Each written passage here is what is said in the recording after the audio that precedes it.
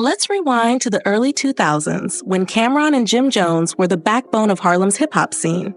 Together, they built Dipset, the Diplomats, with Wells Santana. This trio didn't just dominate the airwaves, they revolutionized culture. From their signature oversized jerseys and colorful pink furs to their catchphrases and street slang, Dipset wasn't just about music. It was a movement. Harlem's swagger, attitude, and identity became synonymous with their name. But Camron recently dropped a bombshell about Jim Jones that's got people questioning everything. On his podcast, It Is What It Is, Camron claimed that Jim Jones wasn't actually from Harlem, but from the Bronx. Think about it. For a culture so rooted in authenticity, especially in Harlem, where you're from means everything. So if this claim is true, could Jim's entire Harlem-bred persona be a fabrication? Was he just aligning with the culture rather than born into it?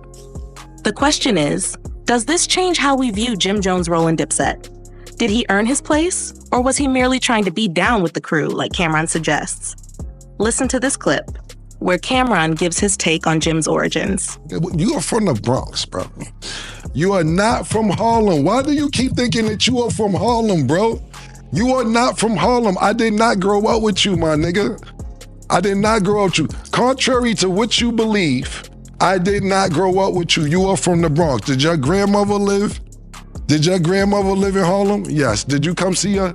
Yes. Did I see you time to time? Yes. I did not grow up with you. Cam's words have sparked a debate that goes beyond just where Jim's from. It's about loyalty, authenticity, and what it really means to be part of something bigger than yourself. Was Jim Jones an opportunist looking for a seat at the table, or was he a true part of the culture? Now, Camron dropped another controversial claim. He accused Jim Jones of starting as a fan of the Dipset movement, even going so far as to invite Camron and Mace to his grandma's house, even though she had passed away. Cam paints Jim as someone desperately trying to get in the circle, not as a peer, but as a groupie. This is what happened, how Jomo got cool with us. We were popping. It wasn't no internet.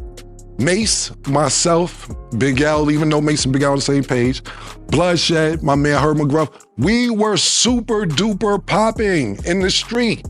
Basically, you heard our freestyles. And you came up to me one day when I was chilling in front of the house. You said, yo, man, I heard the freestyles. Y'all killing shit. Yo, you know my grandmother died. If y'all want to come by and just hang out, y'all could. Y'all more than welcome. We like, all right, Jomo, thanks. It didn't really make sense at the time because we like, yo, my nigga, where's Jomo inviting us to his house for? Even though he cool nigga. But it didn't make sense to be going to Jomo's house.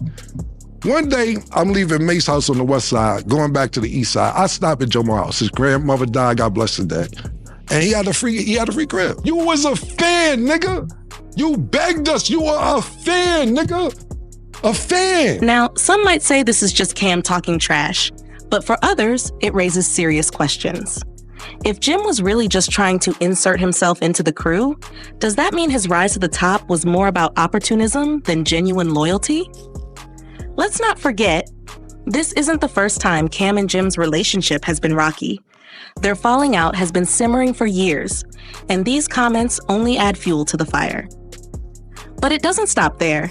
Camron also brought up the infamous BMF incident, where Jim Jones allegedly abandoned Cam and a friend named Joey during a confrontation with the Black Mafia family. Do you ever hear me talk about when you ran on me when BMF pulled up? When you ran in the hotel, they chased you to the beach. I don't be out there pumping. They chased you to the beach, nigga. You was in the sand. You was getting wet from the water, from the ocean. I don't pump that. Took your rags off. Me and JoJo was laughing about that 3 months, some cool shit. Cool. This story doesn't paint Jim in the best light. Loyalty and bravery were supposed to be the bedrock of Dipset's reputation. But if this is true, it raises a serious question. Is Jim Jones truly the fearless, loyal leader he claims to be? Or was he just looking out for himself when things got tough? This event calls into question his place within Dipset and his commitment to the crew. And we can't forget the snitching allegations that have plagued Jim Jones in recent years. In 2019, during Tekashi 6ix9ine's federal racketeering case, a wiretap conversation seemed to suggest that Jim was involved in conversations about Tekashi that raised eyebrows in the streets. He definitely humiliating Shawty right now. Well, you got the picture up there next to the post. You know, like when you go to YouTube and World Star, they got his picture next to the shit. Everything he say, they got a split screen with Shawty picture next to the shit. I said, this shit crazy, star.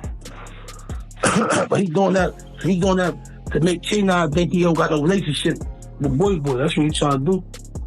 He trying to live. He trying to separate himself. That's cool, but now he gotta get violated. Yeah, super violated. Super duper. So ain't too much he can really do unless he gonna run around with 100 armed securities all day. You know what I'm saying? He gonna get shot at pay. He ain't getting enough money for that. Critics, including 50 Cent and Wack 100, quickly jumped on the suspicion that Jim might have cooperated with authorities to avoid legal trouble. 50 Cent responds to Jim Jones via IG, quote, "Laugh out loud, individual one calling the shots out here. I know you working, so please don't say gangster-ish to me, individual one." Then he goes on to show the actual paperwork from the 6ix9ine case involving Jim Jones, showing that he was the only one not indicted that was in the transcripts of the wiretaps. Shit. This is a tangle where we weave. Pause this screen and read it if you need to. Jim has denied these allegations, but once the label of snitch gets attached to you, it's hard to shake it off. Street credibility is everything in hip-hop, especially when you're building a career on authenticity. The very idea that Jim could be associated with cooperating with authorities has left many questioning his integrity. So is Jim Jones truly loyal to the streets, or has he simply been looking out for his own survival? The tension between Camron and Jim Jones reached another boiling point in December 2024 when Camron accused Jim of betrayal, alleging that Jim performed at a 50 Cent concert, a move Cam perceived as disloyal, considering the long-standing beef between Camron and 50 Cent. This all started because I asked 50 Cent a question. Cool. I thought it was cool to ask 50. The shit happened 20 years ago, however many years ago. I thought it was all good. I had no problem thinking, okay. He tricked niggas out their spot, came to the spot. I know 50 said it, and they went on he was funny. I thought it was funny when he said the shit. But I didn't think it'd be a big deal because you make up with every nigga that put hands on you. Every nigga that put hands on you or you get told, you cool with him. I see you with C Gutter. Junior Mafia, cool. I see you taking pictures with True Life. It's cool. Me and DC, y'all having sit-downs to work out. Gunshots was let off with that. Y'all having sit-downs to work it out. You tried to chase French Montana out the game. That ain't work out. Y'all got cool. So cool that you go to his video shoot. Pardon me, not his video shoot, his movie.